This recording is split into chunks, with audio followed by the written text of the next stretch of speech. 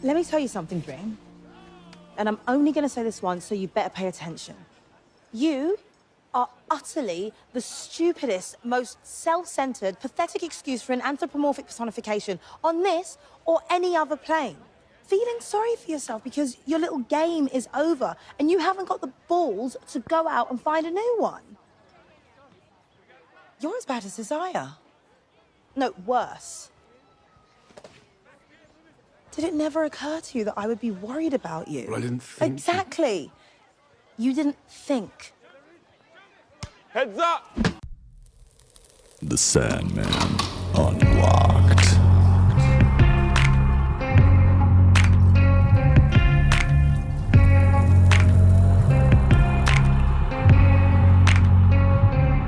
Hello, dreamers, and welcome to another episode of The Sandman Unlocked. I'm one of your co-hosts, Ashley, and I'm thrilled you're joining us for our breakdown of The Sandman Episode 6, The Sound of Her Wings. I'm joined by two appalling excuses for co-hosts, Sean. Ashley's coming with some fire adjectives lately. Hi, everyone. And Ben. Hey everyone, it's good to be back. On each TV Deep Dive, we'll be working our way through 4 sections. First, we will summarize that week's episode and provide our hot takes. Then, we get into our scene-by-scene breakdown.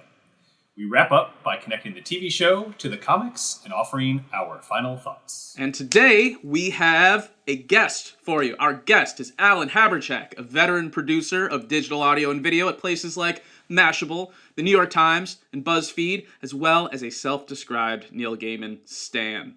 Alan is also co-owner of podcast network Lower Party Media, where he serves as the CFO, and also co-hosts the podcast Hazel's Story, about the comic Saga from Image Comics. A great book. Alan, hello, welcome.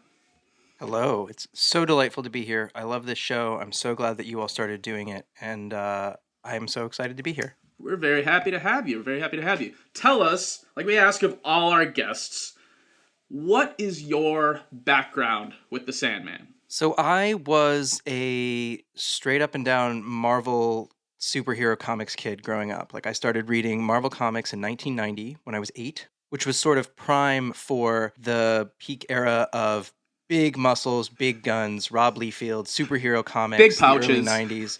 So many pouches, so many pouches.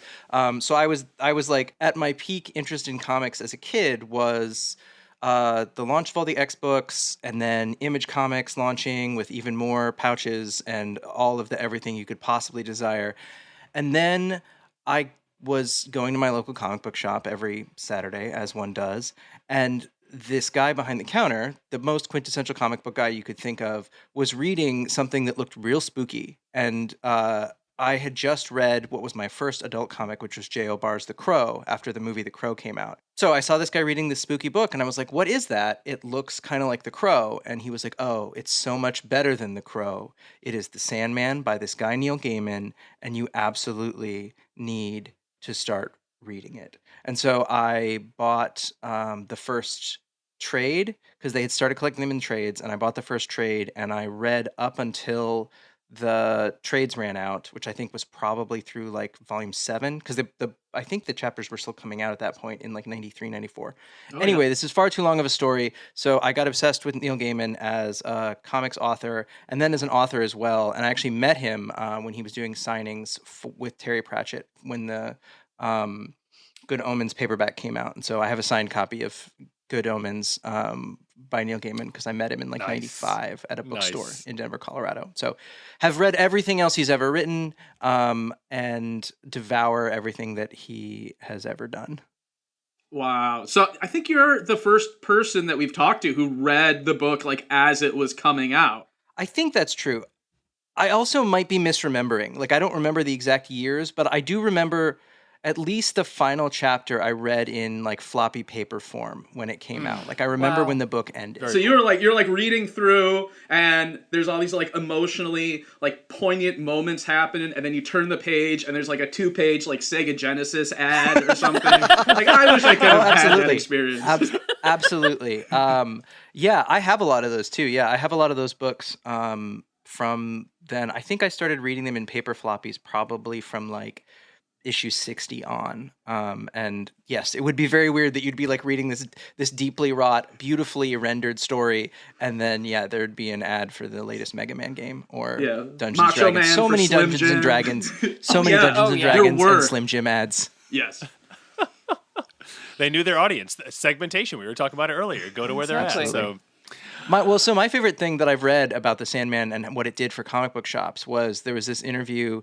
I think Gaiman was talking about the sort of way the book blew up when it first came out, and he was talking to this interviewer about 6 months after the book had started coming out. He was at a con somewhere in England, and he had a comic shop owner come up to him and say, "I have to thank you. For the first time ever in owning my comic shop, there are women in my store. And they come in and they ask for the Sandman. And it's the only reason. And they're all goths, but they're all goth. All these goth women are coming into my store and they'd never been in there before. And it's because they all want to read the Sandman." So that was something I'd never thought about, is that like the comic book store was just such a toxic environment for women in the early 90s and arguably still through today. But there was a book that had strong female characters that were rendered realistically and that like women were interested in reading. And I think that is something that I hadn't thought about before, that I really appreciate the book having done. So as you can hear, we are bringing a true super nerd onto the show this week to really dive into it, which seems to be our MO. So introductions are done. Let's get into the episode. Ashley, over to you for the summary. Yes, here we go. Feeling rudderless after recollecting his tools, Dream sits sullenly, with only pigeons for patrons. Mid-sulk, he is visited by his sister Death, who rightfully tells him off for being the stupidest, most self-centered, appallingest excuse for an anthropomorphic personification on this or any other plane. Then she invites him to spend the afternoon with her as she works. Death demonstrates that she finds joy in serving humanity. No matter how tragic, each stop provides an opportunity for her to demonstrate to her brother the value and joy of her work, and encourages him to rethink his role as an act of service rather than dominance. She also encourages him to look in on Hob Gadling, an immortal man and subject of the bet between the siblings from the 14th century. Death won't take him to the Sunless Lands, as Dream thinks he will eventually tire of living. The viewer is then taken through the history of Dream and Hob's scientific relationship that is definitely not friendship. The two meet in the same tavern once a century. Despite all the ups and downs of the succeeding 700 years, Hob never loses his zest for life, nor his hope for Dream, and despite his absence from the last meeting, warmly meets Dream in 2022. Dream admits to their friendship, and we see the anthropomorphic personification relax for the first time in 6 episodes. Before the episodes end, we arrive to the threshold, a massive flesh and blood statue of Desire themselves. Inside, Desire holds Despair's sigil, a hooked ring. They speak of their new dream scheme, preparing the viewer for the rest of the season's arc. Excellent. Thank you so much, Ashley. So that's a great summary and takes us right into our hot takes. So guest first, of course. Alan, what is something that you just wanted to yank right out of this episode? It wasn't something I wanted to yank out. It was something that I wish that they'd committed harder to adapting from the comics, which is just, I wish they'd gone all the way with the rendering of Death's look. Like, obviously, they're not going to do the, like, chalk white skin, which they're not doing for any of the characters, which I appreciate. But the, like, Osiris, like, little hook eyeliner that Death has throughout the entire story, which is based off of a real person that Neil Gaiman knew in, like, the goth scene in the 80s in London, they didn't do. And I wish they had, because it's just such a signature part. Like, they kept the Ankh, they kept the, like, black, like, cami tank top and the black jeans, but like just that eyeliner on Death launched so many Hot Topic eyeliner like clones in the 90s that I wish that they just left that there. And so everything else though about this, I was actually really worried about this episode because it's my favorite chapter of the comic, and I think it's, for me, reading through the comic, it's when you realize that like there is something much bigger and more interesting than just a story that Gaiman is spinning. There's actually richness and depth, and he's going to really make you think in a way that a lot of other books don't.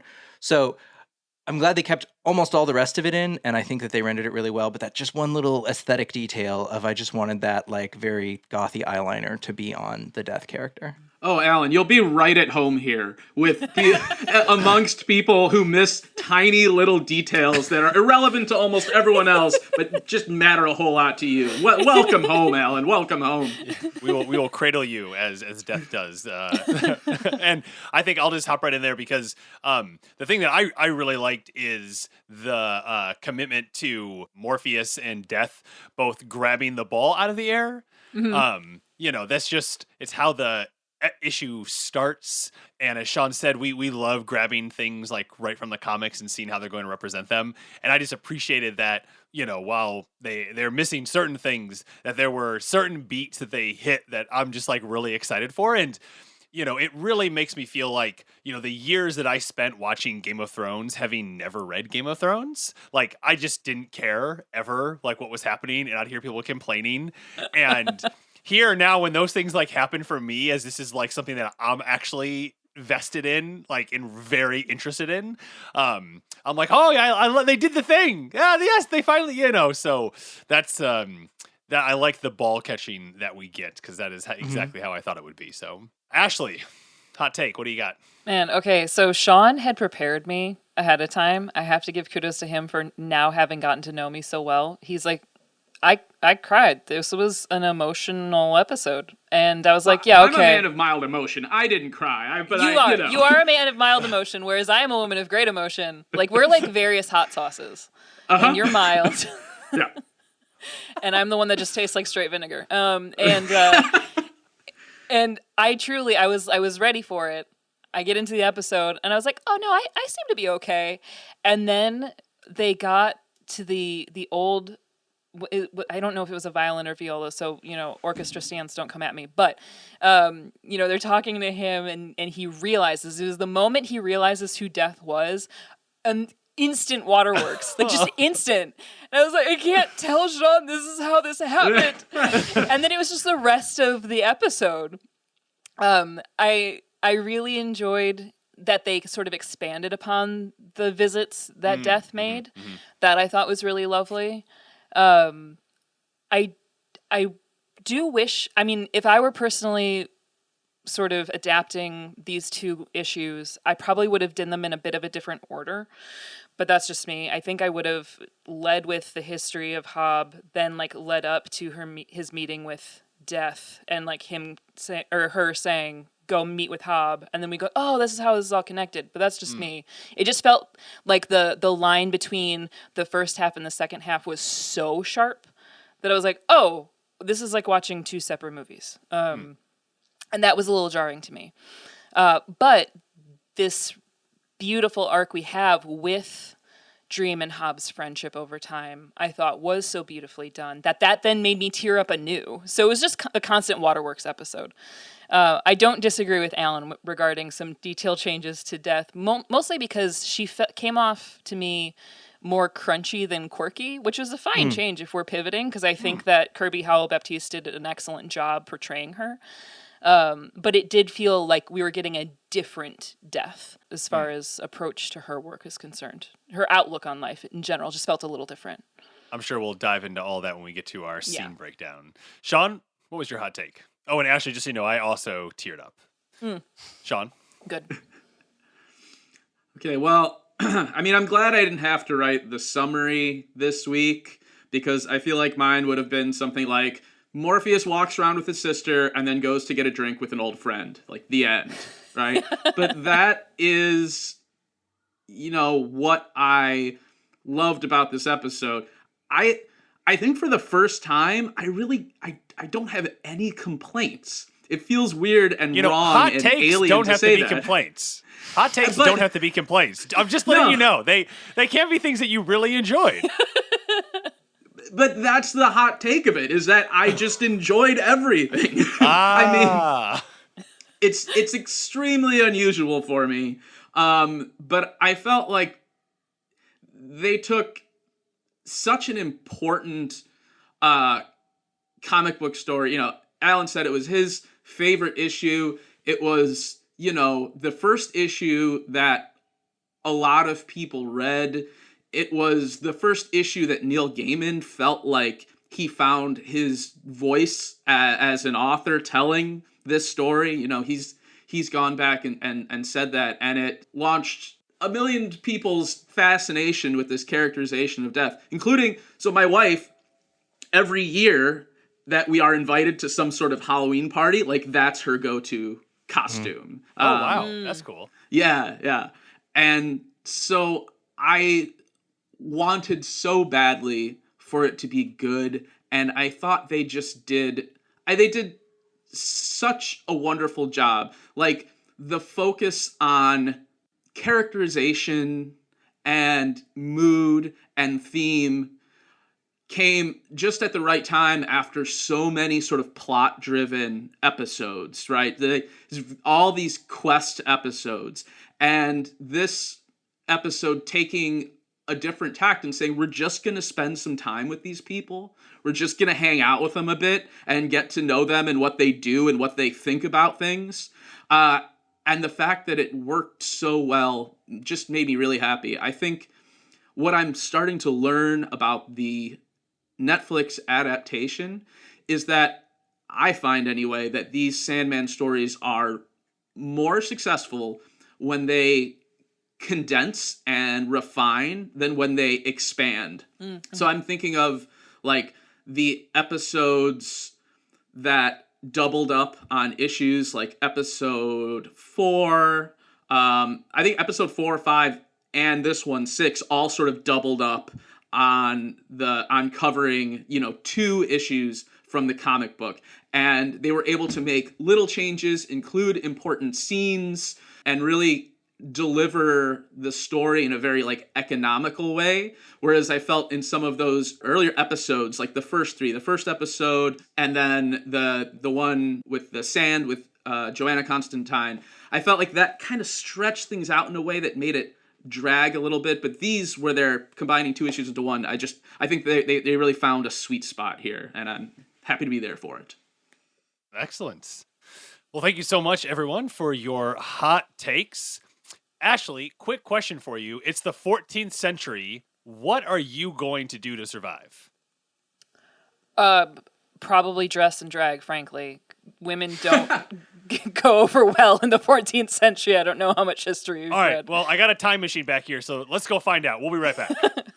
All right, so now we're at our scene-by-scene breakdown. So we're going to divide the episode up just into halves because it works really nicely that way. So we're going to start, Sean, with you looking at our first scene, which is Death and Dream, their conversation, and Dream tagging along to Death as she visits people as they are dying.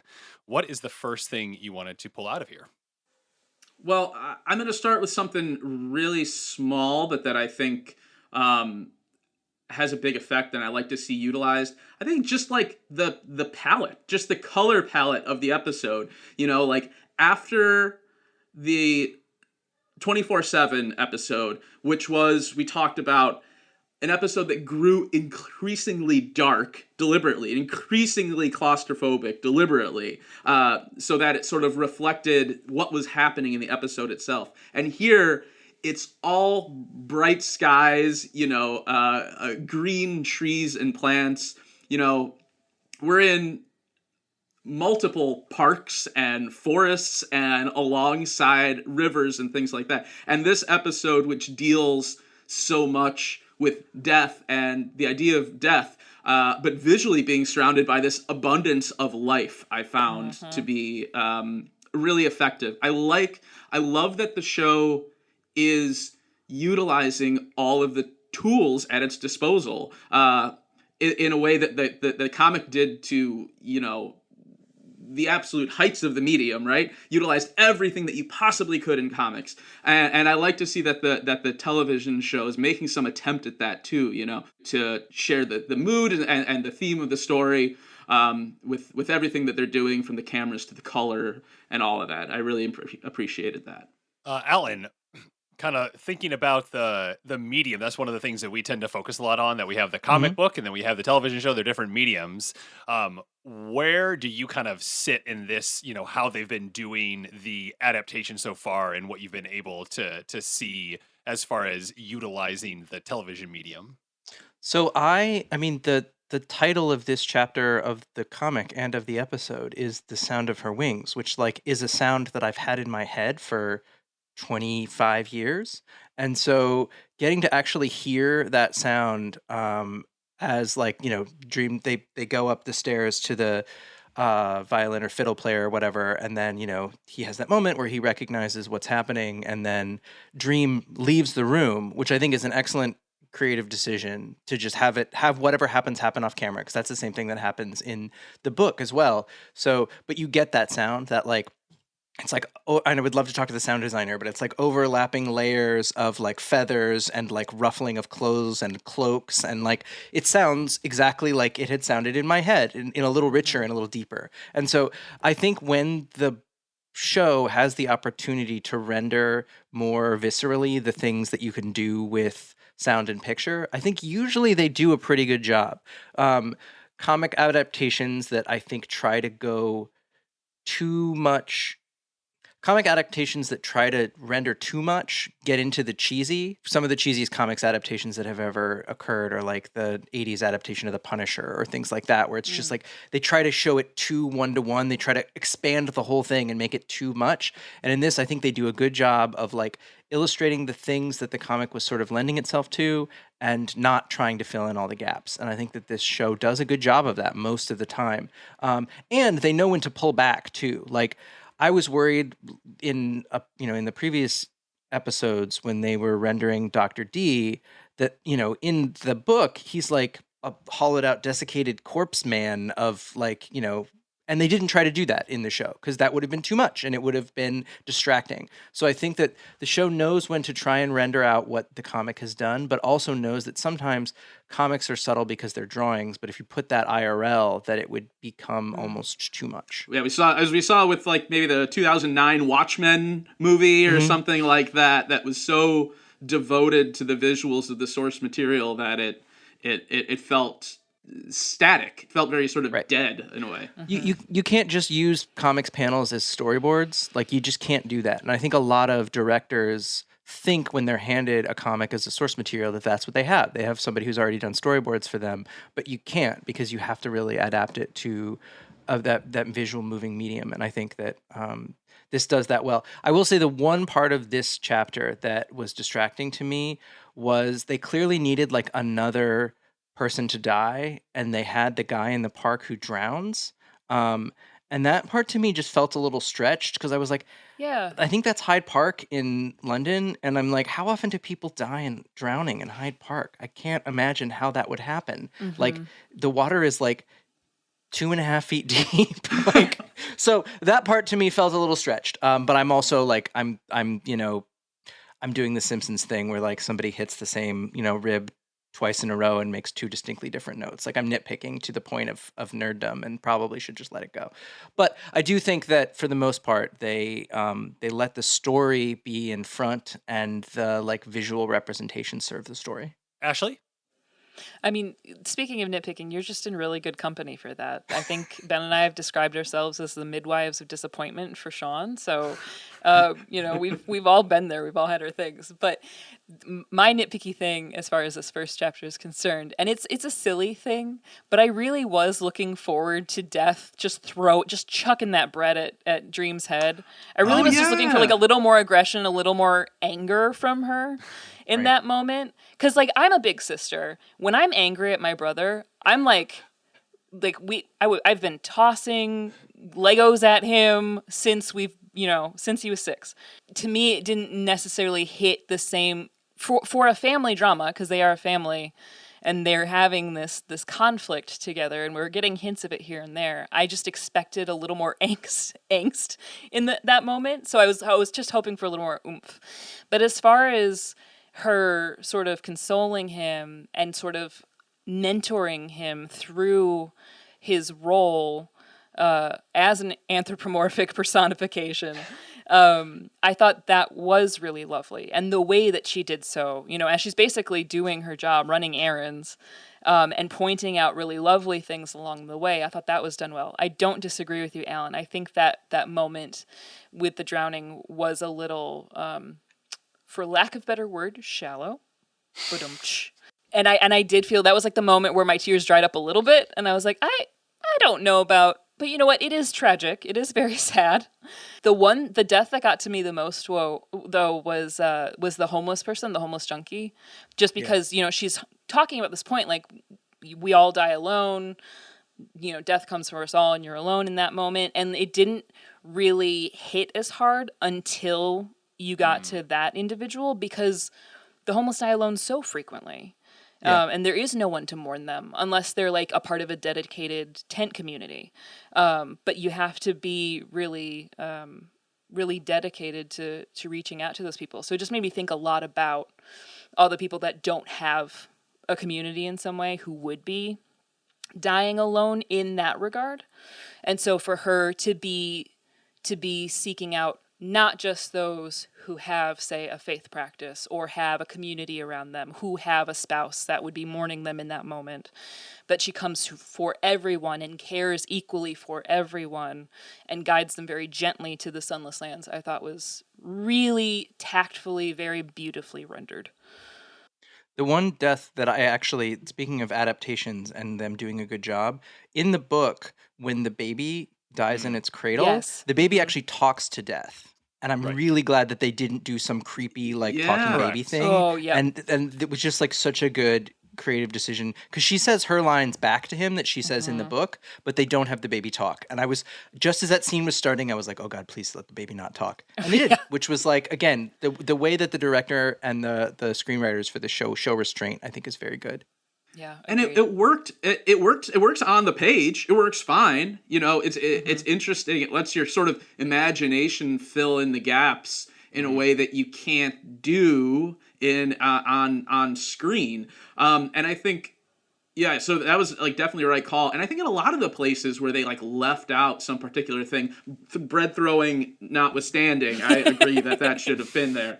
But I think what they chose to excise for the most part was really thoughtfully chosen. I'm also glad they didn't let the Mary Poppins talk go as long as it does in the comic. I'm glad she didn't say the whole thing or do a Dick Van Dyke impression. I always thought it was always a little bit too precious for me, even in the comic. Yeah, I agree. And on the family point that Ashley was making, there was one I thought really great family big sister moment where they are, they're walking along and Death is going to different people she's visiting, and they stop at they're at a little outdoor market.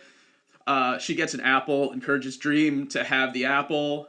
And she's like, they're good for you. And he's like, I'm not hungry. And she's like, well, you can just have it later. Which is just that's such a family thing to do. I don't have a big sister, but I do have aunts and other just relatives who would just definitely do something like, oh, you just have it later. Just take this now, And I'm just sullenly staring until she gives up on it was great. That was definitely a family moment there. Yeah, it's the same when they were crossing the bridge and she's taking her shoes off and he's like, "What are you doing?" And she's like, "I'm taking my shoes off. It's good for you. It's good for you to it's called grounding." I was like, this is a really great update to this kind of language, because they wouldn't have been just, talking about that at the time that the comic was issued. But the fact that they worked grounding into the episode was so funny to me. I also kind of liked the drowning guy. I kind of liked Really? Sam. Yeah, I did. I think it did kind of hit me, when he experiences, I see what you're saying in that it just sort of, we knew what was happening. It didn't necessarily add anything in the moment, really. But, when he gets that realization that this is his time, and he's just kind of just not begging, but a sort of pleading, I just need to talk to my wife for 1 second, I did find that a little heartbreaking. The pragmatism of what he says is wild, where he says, I have our flight information on my phone. Can I just, right? Yeah. That seems like the kind of thing, though, that would be one of the last thoughts you have. Be like, oh, wait, Yeah. like, how is she going to fly home? Like, you know, Yeah. she's going to have to hold the phone up to my dead face so that way it, like, unlocks. Oh. Like, that's going to be really awkward. Ooh. Dark. Yeah. Man. Alan, what other thing did you want to grab out of this first scene? I don't know. I think we kind of touched on all of it. The way that they, and we can sort of use this as a transition into the back half of the episode, the way that they fit this into the larger sort of plot, because there's a thing that's happening where there's a plot for the show and a plot for the comic, right? And the way that they used her visit with Dream to then get us to the next part of the episode where Dream is meeting with Hobgadling is a wild deviation from the book, right? Like Hobgadling becomes a part of the story in the comic as part of a totally different storyline. It's part of a doll's house, which I actually don't know how far they're going to go in season 1 of Sandman. I don't know if they're getting to a doll's house or not. I haven't. The I haven't next watched them episode all. is called A Doll's House. Okay. Well, clearly I need to keep watching. So yeah, in the book, the Hobgadling storyline is part of A Doll's House, sort of in a convoluted way. And so the way that they get to Dream to go seek out Hobgadling, by having his sister basically guilt the shit out of him, I thought was really clever, and a nice way to tie the narratives together. Because one of the things that you don't have to do necessarily in a comic is you don't have to make narrative through lines between issues, because people are just going to come back. You have these like hard breaks between issues, and as I think Sean, you pointed out, like it's nice when they have 2 issues in one episode, because that's about a comparable amount of like plot and material, and somebody thinking up that through line of his sister being like, you know, seek out your friends. You know, your life is not just quests and, you know, epic, you know, whatever goals and tools and all of this. Like sometimes it's just, you know, people. So seek out the people. And yeah, the way that transitioned from the Sound of Her Wings storyline to Hobgadling in the tavern in the 14th century was, I just thought, really well done. And it was like so smooth. I didn't know that was going to be the second half of the episode. And when it happened, Same here. instead of me putting my, like, I've read the Sandman 9 times nerd hat on and being like, that's not how this happened, I was like, see what you did there. And that was quite clever. Yeah, I mean, this is almost an episode where there's so much taken like word for word from the book. Probably more than any of the others, I want to say. Yeah. Almost all the dialogue between Dream and Death is like almost verbatim from the book. Yep. Yeah, and in the second half too, that was kind of a bold move, because it doesn't necessarily translate, right? It's not like how you read on the page doesn't necessarily match up with what's a believable way for people to speak. But this all worked, I think, really well. And yeah, that tying together thematically, you know, Death's putting importance on the sort of companionship that can be part of their existence if they choose to allow it to be, and, you know, what that can do for them. And then moving into the second half of the episode and, you know, kind of reflecting and refracting that idea. I just thought it was such a smart move to put those together. I think since we're all familiar with the source material, it's possible to miss out on some of the little clues that a new viewer might be getting for the first time. So our concept of the cosmology, you know, like the world of Sandman is expanding so much with this episode. You know, when they talk about, so we've heard mentions of, you know, Dream's family since episode 1. Lucienne mentions them in episode 2. You know, Lucifer sort of rattles off some of the names with disdain in episode 3. But here's our first extended look at another member of the Endless, and a little bit of talk of what they do and how they get along. You know, she said they had a family dinner for the first time. Oh yeah, and then Dream gets really excited because he says, did the prodigal son come back? And that's like our first hint. I forgot that that's how far back you find out that there is a member of the family who is absent.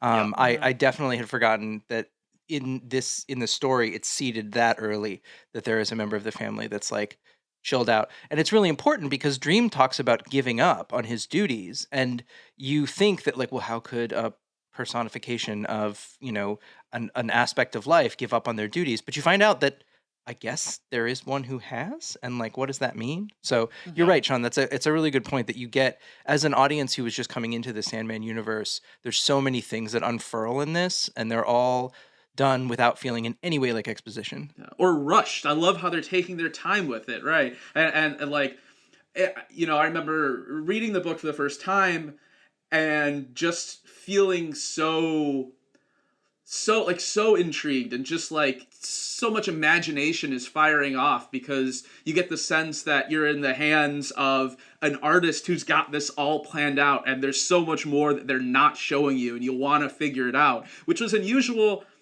For comic books, it was unusual because, Alan, you said, you're a Marvel reader, and these stories were planned out, maybe like 2 or 3 months in advance, maybe even sometimes less if somebody had to drop out of an issue or something like that. So to have such a vast, well of ideas to go to is just like super invigorating. And I hope that's being communicated and shared with viewers who are approaching the show for the first time. It seems like it is.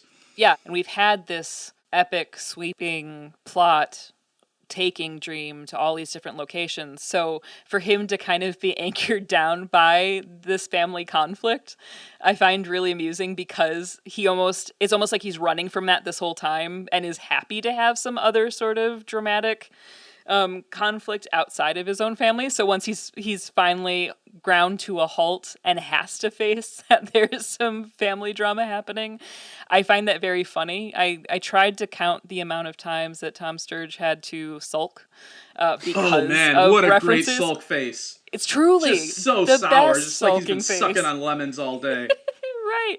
So then to see the progression, and speaking of control, but that actor's control to be able to start so sulky and gradually sort of like relax his face enough to look relatively content with his lot in life, I found to be just an excellent bit of acting. Yeah, who was the PA assigned to the sulkometer? To just be like, hey, okay, wait, no, too far. You've already, nope. I took a screenshot of where he's feeding the pigeons, and he's just like, it doesn't translate on an audio medium, of course, but I was just twisting up my lips as much as I could. It was almost like Sean both ate a lemon and smelled something really bad at the same time. Like, that was the face you would have gotten, everybody. Yeah, so. It looked like Sam Keith drew him. But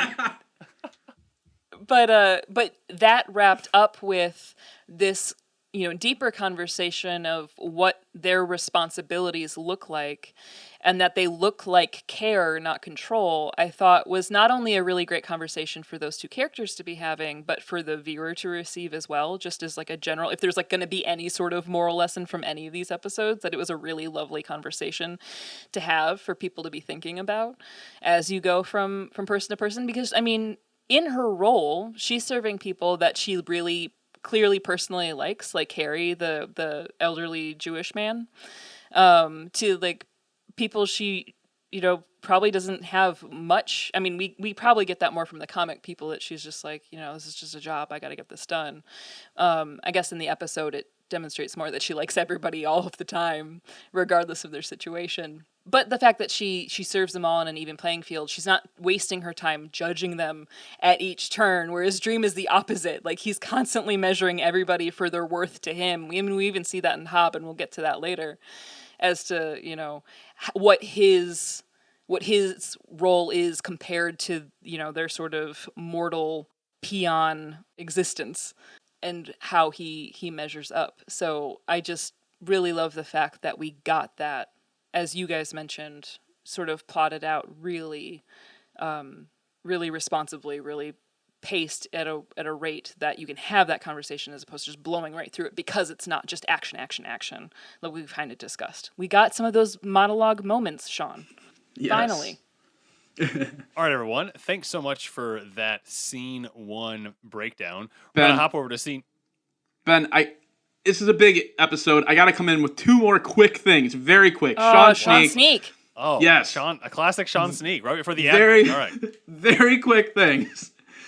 One, I really liked Franklin. We don't do favorite characters on the TV episodes, but I liked Franklin. He seemed like a really nice guy, fun-loving guy, maybe a little airheaded, but I would like to see more adventures of Franklin and Death in the afterlife. Last thing, this whole time, they're walking around, they're wondering, they're saying, oh, why do the mortals fear the sunless lands?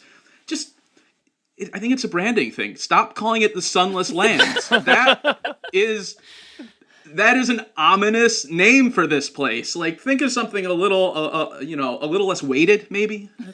Yeah. Okay, that's it for me. Thank you. Okay, everyone, we're here today for a new marketing initiative. We need to rebrand the Sunless Lands. We're gonna go around the room just real quick. First thing that pops into your mind, Sean, new name. Sunnylands. Let's go the exact opposite. Ashley, new name. Moon bunker. Alan, new name. Valhalla? All right, we're going to run those upstairs and see what the big guy says. We'll be right back. All right, well, this episode did the niceties for me of cutting itself in half, so that's exactly what we're going to do. And we are going to now look at Morpheus and Hob and their relationship as it grows over 7 centuries. And we will start with Alan. What did you want to chat about first?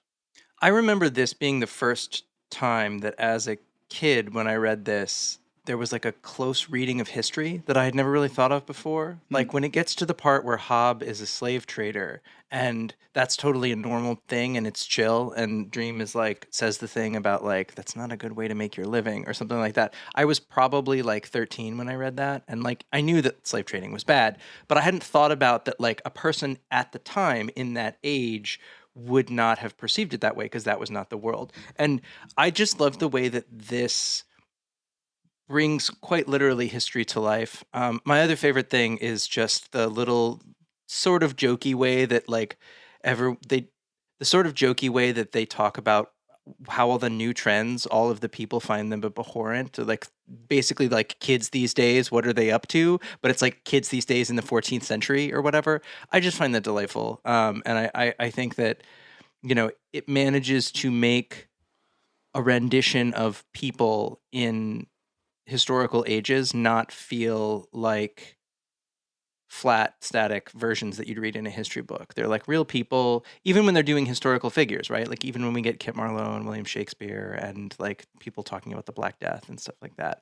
I feel like it's a very amazing ground level way to experience history. And that doesn't even touch on the way that like Hob Gadling has an understanding of humanity from being alive for hundreds and hundreds of years. I also just love the way that Hob for the first time says the sentence about like, well, no, the way that you live forever is you just don't die. And I remember reading that as a kid, and I just like, as soon as it happened in the episode, he nailed the reading so perfectly. And the way that Dream and Death's like ears perk up as soon as they both hear that is just all really, really excellently rendered. I think the slavery discussion was also pretty expertly handled. In the comic, there's one additional line that touches on that topic that they didn't include in the show, and I'm kind of remembering off the top of my head here, but it was something, it's post that year, 1589 or 1689, whenever it was, and he's looking back on it, and he says, I'll never be able to make up for that. And I thought that was a really powerful line when I first read it in the comic, and for an episode that took such care to be a faithful translation, I was surprised that they left it out. I don't know what the rationale was there. I mean, I can tell you that they ran it through their social media team, and the social media team has said you're going to get canceled for basically saying that you're a proponent of reparations. Like that's how that line would get interpreted in the modern internet, and that they would get destroyed for it. And I think that that's cowardly that they took it out, but I also understand why they did, because it would immediately overshadow everything else in the episode. The headline in every digital media like story would be like Sandman series advocates for reparations, and they would take that line out of context and it would be just like it would overshadow everything else creative about the show. Or maybe just my brain has been ruined by too many years of working at places like Mashable and BuzzFeed, and so I only think in tweets at this point. That hadn't even occurred to me. That had not occurred to me at all. That's really interesting. Yeah. Yeah, I think that's the inclusion. It'd be interesting though, because he's English. He's not even American. Right. You know, it isn't a totally different thing. But wow. Yeah. Right. Wow. Different perspectives and what you get. It's so nice to have it's so nice to have guests on to see what you get. True. Ashley, what'd you have for us? I really enjoyed Hobbs' constant, persistent optimism. Even watching this for the first time, you know, I knew how this storyline was generally going to go, but to watch it actually happen as a person, I even found myself going, oh, I would have tapped out by now. I would have been done. I would have been so tired. So the fact that he finds new things to be excited about, I mean, even early on, chimneys and his enthusiasm for chimneys, I found so endearing. Because when we're first introduced to Hobb, I generally don't like him. I think he's an idiot. I find him really irritating. And so then seeing how he grows in charm and in wisdom and thoughtfulness, and how he grows, I think, specifically to care for Dream, despite this being like a very odd sort of circumstance, is really what endears me to him over time, and the fact that he is just so very open to whatever could come. I think Dream had the right idea initially in assuming that someone would have tapped out. And so the fact that Hobbs just like, no, this is exciting. I want to see what comes next is really, frankly, really lovely. And I like to see, I mean, just from even a costumer perspective, seeing how detailed the costumes were and how well done they were to emphasize the fashion with each coming century was so cool, frankly. The only time in which I thought that it felt a little flat was just in the 80s, because I feel like we all come to expect what 80s clothes will look like. And so when every woman had a side ponytail, I was like, we get it. It's the 80s. It's bad. But all of the other centuries I thought were really incredible with regard to that costuming and the hair and makeup. And it was fun to see him put on new costumes and have new facial hair, stylizing himself in new ways, and just kind of rolling with it. He's just a really entertaining character. I'll say one thing that I thought that they did a really nice job of portraying is just how crappy it would have been to be alive anytime. I mean, and until you get to until you're in 1989, you're like, oh, that looks decent at least. But anytime, and I think that's one of the things that, I tend to forget is just, the first, tens of thousands of years of, full evolved human existence on this planet was absolutely terrible. And there were so little advancements when people are getting excited about, though, getting excited about a chimney is like a big deal, but it's the pace of change that the four of us in particular have lived through since were born in the mid 80s is unreal in terms of what we have seen versus at any other time. If you were not 40, what you would have seen during your lifetime would have been so slow moving and would have looked so much like what it did 100 years ago.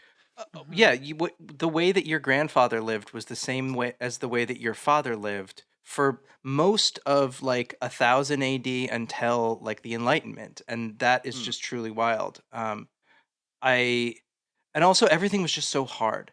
I have developed a slight novice blacksmithing habit. I found a forge here in Brooklyn, and so I have been forging. And I made this arrowhead the last time I went to the forge. I made one arrowhead, and it took me 2 hours to hammer this. And it took me 2 hours to hammer and mold this out of a pre-made piece of steel from a factory. So if I had to make the steel, from alloys or whatever, it would have taken me even longer. And so I just always think about that. I think about it both in terms of how long every little thing took to make, and also just how dark it was all the time. How it took 4 hours of human labor to make 1 hour of candlelight. So shit was just dark, and when it got dark, you just went to bed. Yeah. Absolutely. Well, even, I mean, thinking of time and like generational wealth, him having to leave where he was living and come back as his own son is so funny to me. Just the preparation it would take to think that out ahead of time. And then the time when he, gets too confident and stays in one place, even that level of prep is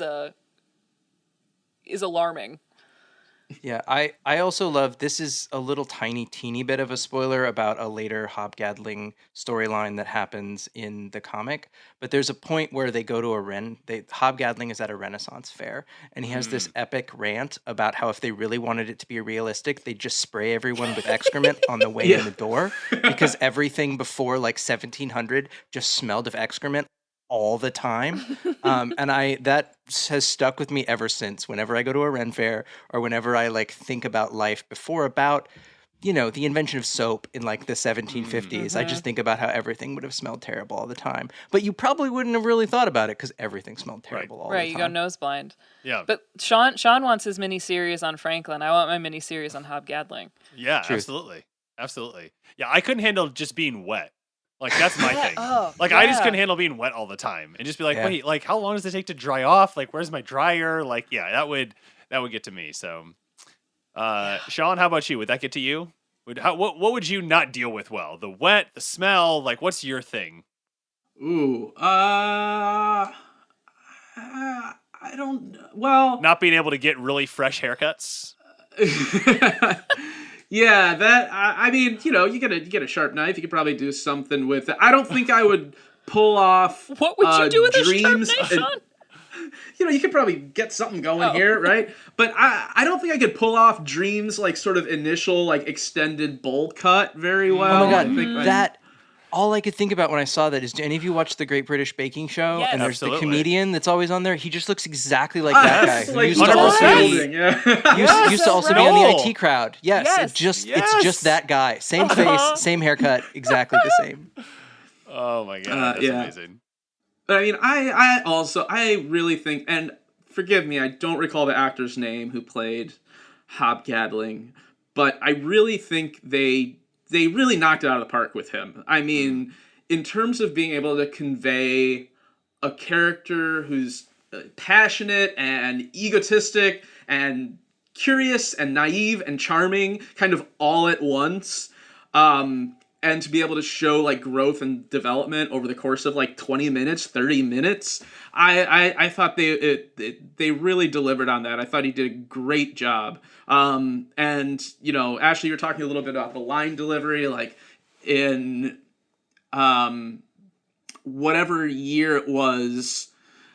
So first of all, of course, he's got his wealth scene, and he's all alone at that big table that's just covered with mounds of food, just like by himself, like on a sort of a raised pedestal, like distinct from the rabble who are filling this bar. And Dream comes and he's sitting there and like listing off all of his accomplishments, like, I got a knighthood and I got all this money and the queen stayed at my house, and like you're talking to like an immortal being of like unimaginable power who's like the ruler of a third of all of our lives. Like, he doesn't give a damn in the slightest, right? And he's so bored with that. So I loved all that. And then like Dream leaves to go talk to Shakespeare, and Hobbs just like, yeah, give me the lamb. And he's just like sullenly eating his lamb because his friend doesn't want to talk to him anymore. That was great. And speaking of Shakespeare, I also really loved, I'm a sucker for all those little like historical cameos. Geoffrey Chaucer, Christopher Marlowe, Shakespeare. Like, Neil Gaiman will often remind you how cultured and well-read he is. Like, to the nth degree. He has no problem like beating you over the head with an illusion. But I like it. I'm there for it. Really am, Sean, in the interim of when you said I don't know the actor's name, I looked it up. Do any of the rest of you know who that actor is? I didn't know before I looked it up. No. Ferdinand Kingsley? His name is Ferdinand Kingsley, and he's Ben Kingsley's son. Really? Which, one, awesome to Ben Kingsley for naming his son Ferdinand. That's an excellent name. And two, that's Ben Kingsley's son, which is delightful. And if you look at it in the eyes, you could totally see it. Mm-hmm. Oh, wow. I had no idea. Oh, that's great. He did a hell of a job. Cool. That's really cool. No, he's delightful. And apparently he was on Doctor Who for like a brief period. Had no idea. Everybody, check out Ben Kingsley's son.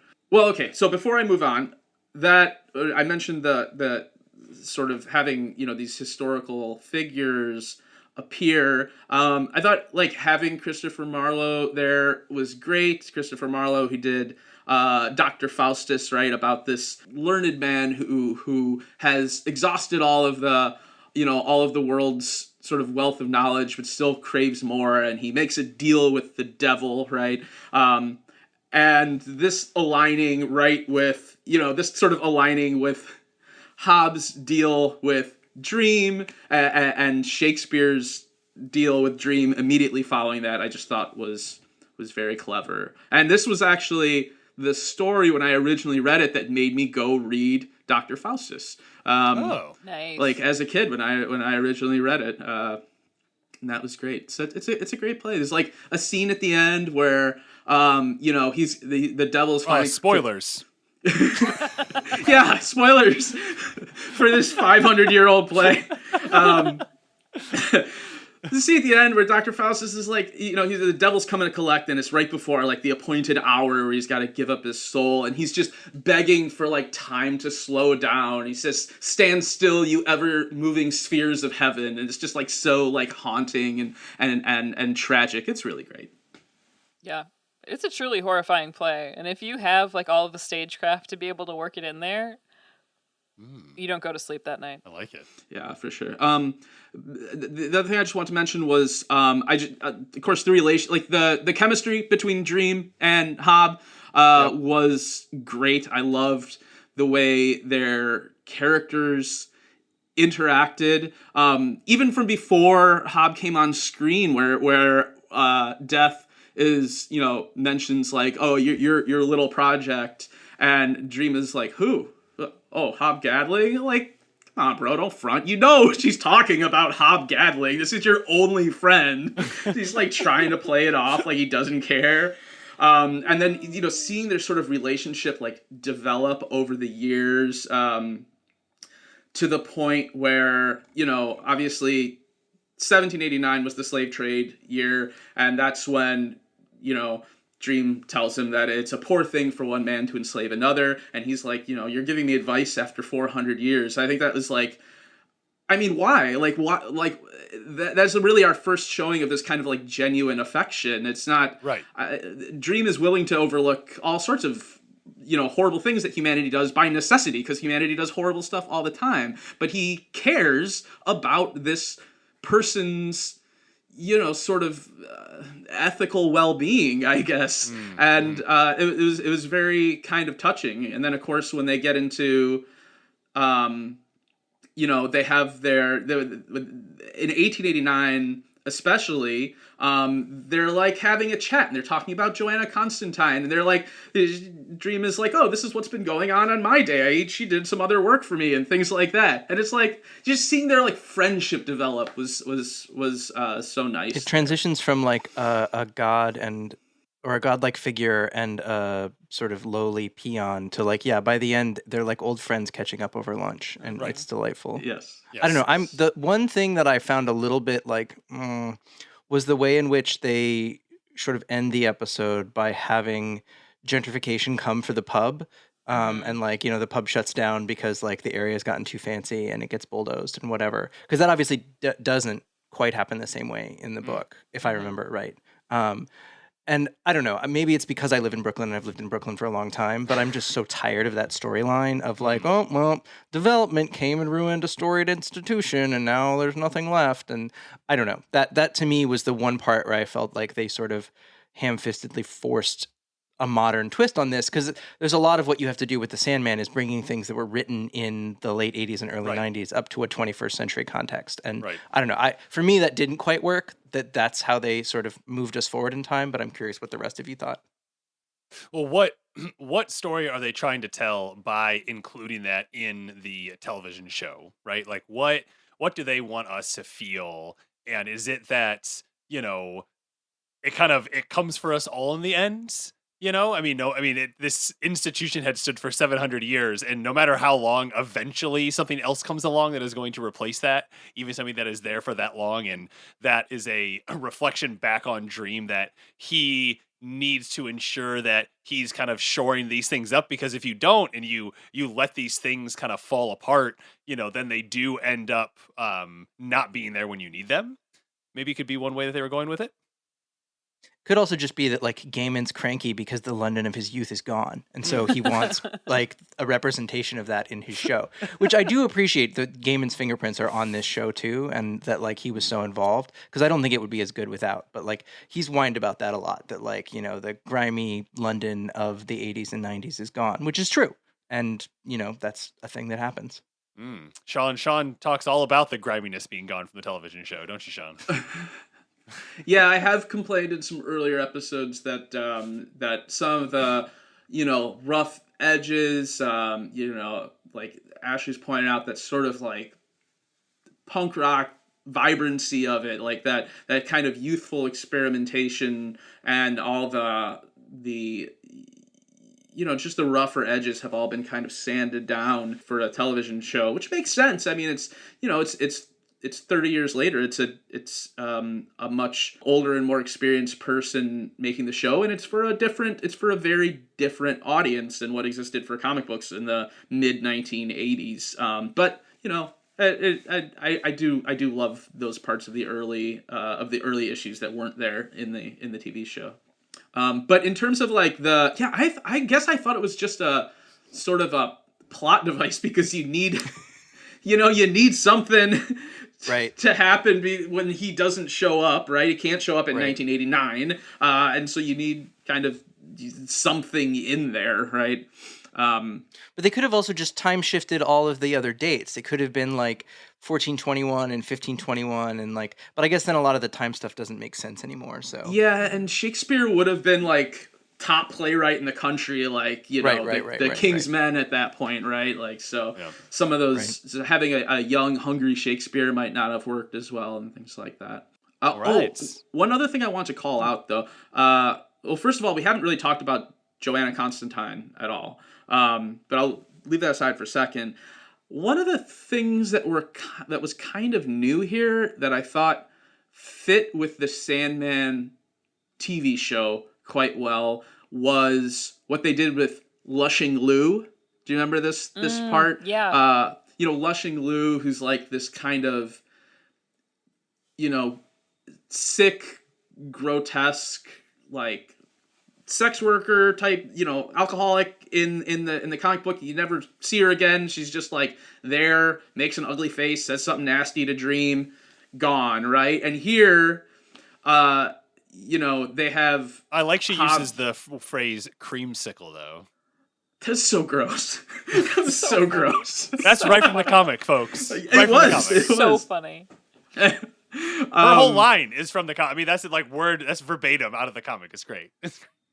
Yeah, and it's done, and it's written in like the dial, like with is spelled like WIV in her like dialogue and the stuff. So but then they added this element of like where she gets like a little bit of a backstory and a little bit of explanation, and I don't know if it was like necessary or anything, but it does to me fit with the show, because it's a compassionate show, or it's trying to be a compassionate show that like.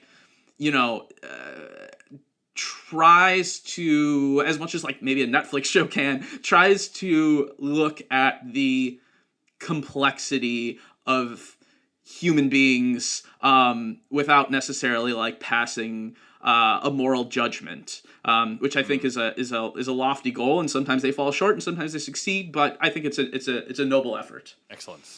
All right, well, thank you all three of you for that great scene breakdown. The four of us are going to head over to the White Horse, but the rest of you need to sit and listen to this ad. We'll be right back. All right, so now is the time in the show where we give our final thoughts. So this is the last minute thing that you just want to squeeze in. Sean, you're not going first, so you can't sneak one on us. Ashley, what is your last little thing you want to make sure we talk about? Ooh, I just wish that Netflix would issue some Sandman merch that was a calendar of all of Dream's looks throughout the centuries. Like really just like, I mean, even just like a poster lookbook I'd settle for, but I think a calendar would be real nice. Netflix, these are free ideas. Talk to us, please. Yeah. We beg you. We're just here making content for you. Alan, what about you? What was your final thought?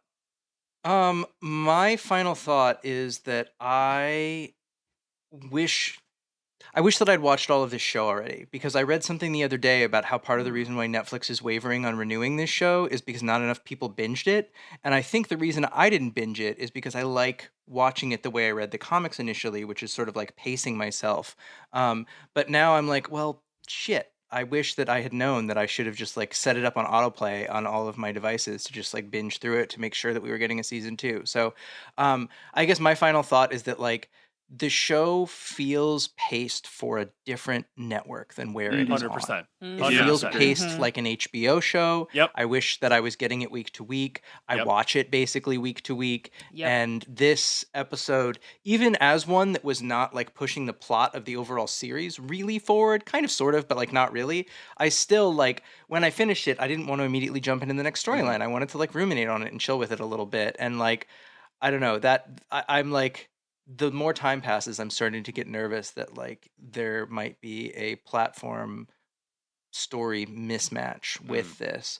But I don't know if HBO would have spent this much money on the show. So I just hope that they renew it so we can keep getting just more good stuff like what we've seen so far. Sean, what about you? Well, my final thought is I just appreciate like the rearticulation of the role of the Endless. Like instead of being like kings and queens of their realms, right? They're essentially like Death's position is that they're essentially a customer service job, you know? Like Dream is like, oh, I'm the king of dreams and nightmares, and she's like, bro, it ain't all that. It's a customer service job. Just do your thing. Like, it doesn't have to be all this. So I like that. That was a nice touch. Great. Well, thank you all so much for joining me looking at episode 6, The Sound of Her Wings. It had a nice midpoint break in the first half of the episode. We all chatted about how much we enjoyed some of the references back to the comic, but also how they made sure to make the medium its own. I think we would have liked maybe just a bit more focus on some of those key items out of the comic, but overall we were really pleased with how it went, and especially the sound of Death's wings really were something that Alan in particular noticed. It was what he thought it was going to sound like. In the second half of the episode, we were with Hob the entire time, and we pulled out quite a few different things, but a main focus was really thinking about the historical context of as we moved from the 14th century into the 21st century, and just how we thought Netflix did a very good job when it came to the costuming and the dialogue, the language choices that were used, and how it really gave us an opportunity to see Dream grow and to not just be this sullen person all the time. And I think we got a bit of a smile there at the end, which was nice to see. And a special thank you, Alan, to you for joining us today. It was absolutely my pleasure. I read all of these books by myself without anybody to talk to about them when I was a teen until I, no joke, met another Sandman reader in a coffee shop in 1997 while we were both smoking cloves, which is about the most perfect way. But I feel like this podcast can be a much healthier version of that isn't confined to a coffee shop and you don't have to smoke disgusting cloves. Just remember, freak your black miles before you smoke them, everybody, if you're going to. And Alan, where can we find y'all on the internet? I'm on Twitter at @ahaburchak, so it's AHABURCHAK. The podcast that I co-host with my wonderful friend Abu is called Hazel's Story, which you can find on all of the podcast platforms. And we have a bunch of shows in our network, Lore Party, which you can find at loreparty.com. And I will specifically shout out Winds Howling, which is how I found out about Lore Party. I decided to watch The Witcher, and I Googled what's the best podcast for The Witcher, and Winds Howling popped up, and it wasn't like the first or second, but it was the third, and I was like, I don't want the first two, probably. I'm going for this one, and it was terrific, and it made me just like love the television show so much more. I wanted to watch television shows that have podcasts attached to them because I just love listening to podcasts so much. I thought you guys did a really great job with that one. That's wonderful. We love that show. We're really excited for a Winds Howling special to come with the Witcher holiday special, and then season 3 coming next year. Yeah, can't wait. Thanks for listening to this episode of The Sandman Unlocked. And remember, never trust the storyteller. Only trust the story. Thanks for tuning in to The Sandman Unlocked, an Odd Conduit Media production. You can follow us on Twitter and Instagram at Sandman Unlocked. Join us on Discord as well. Thanks to our show producer, Patrick Childers, and to Lieutenant Headtrip for our theme and incidental music. If you'd like to support us directly, head over to our Patreon. You can follow Ashley on Twitter at DEEDEE_K and on Instagram and TikTok at Ashley Mowers. Find Sean on Twitter at Lon Dogson and find Headtrip everywhere at LT Headtrip. You can get all of this info and more in the show notes. Make sure to follow and subscribe and review us wherever you listen. Until next time, and remember, never trust the storyteller, only trust the story.